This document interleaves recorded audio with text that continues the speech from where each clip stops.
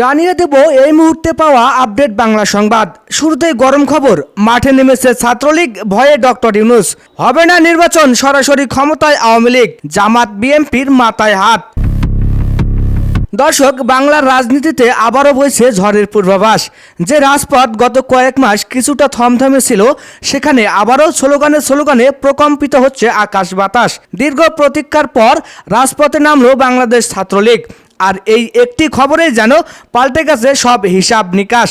মাঠ পর্যায়ে ছাত্রলীগের এই সক্রিয়তা কি তবে বড় কোনো পরিবর্তনের ইঙ্গিত? ডক্টর ইউনূসের অন্তর্বর্তীকালীন প্রশাসনের জন্য আজ আমরা বিশ্লেষণ করব কেন হঠাৎ রাজপথের নিয়ন্ত্রণ নিতে মরিয়া হয়ে উঠেছে আওয়ামী লীগের ভাতৃপ্রতিম এই সংগঠনটি।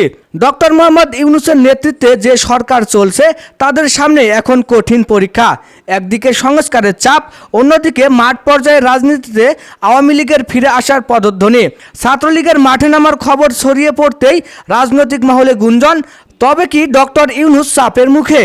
নির্বাচনের তারিখ নিয়ে যখন ধোঁয়াশা কাটছে না, ঠিক তখনই রাজপথের এই নতুন মেরুকরণ অনেক প্রশ্নের জন্ম দিচ্ছে। সাধারণ মানুষের মনে প্রশ্ন জাগছে, তবে কি সরকার পরিচালনার পথ আরও কণ্টকাকীর্ণ হতে যাচ্ছে? রাজনীতির ময়দানে গুঞ্জন উঠেছে, নির্বাচন কি তবে পিছিয়ে যাচ্ছে? পর্দার আড়ালে আলোচনা চলছে সরকারি ক্ষমতায় আওয়ামী লীগের প্রত্যাবর্তন নিয়ে। মাঠে কর্মীরা বলছেন, দলে দলে যোগ দাও, রাজপথ দখল করো। যদি আওয়ামী লীগ আবারও পূর্ণ শক্তিতে সংগঠিত হয়, তবে বর্তমান প্রশাসনের রোডম্যাপ কোন দিকে যাবে?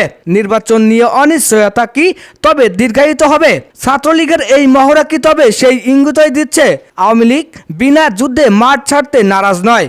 অন্যদিকে মাঠের এই নতুন পরিস্থিতিতে সবচেয়ে বেশি চিন্তিত দেখা যাচ্ছে বিএনপি এবং জামাতি ইসলামকে।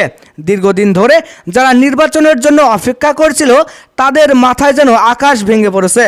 রাজপথ যদি আবারও ছাত্রলীগের দখলে চলে যায়, তবে বিএনপি জামাতের রাজনৈতিক কৌশল কি হবে?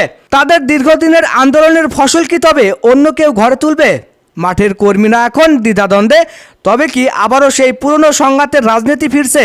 রাজনীতিতে শেষ বলে কিছু নেই, কিন্তু বর্তমান পরিস্থিতি বলছে সামনের দিনগুলো হতে যাচ্ছে চরম উত্তেজনাকর। একদিকে ছাত্রলীগের রাজপথ দখলের হুঙ্কার, অন্যদিকে ডক্টর ইউনূস সরকারের টিকে থাকার লড়াই। মাঝখানে অনিশ্চয়তায় সাধারণ জনগণ।